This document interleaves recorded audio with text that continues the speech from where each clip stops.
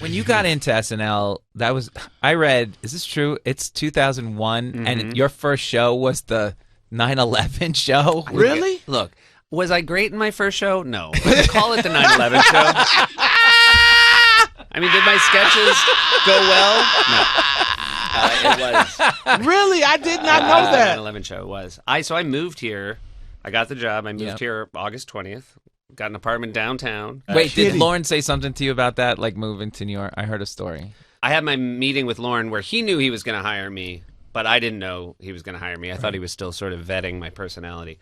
And he said something along the lines of, do you think you could live in New York? And I remember thinking at the time, does anyone blow it here? Does anyone say, oh, no, I don't. The city's not for me.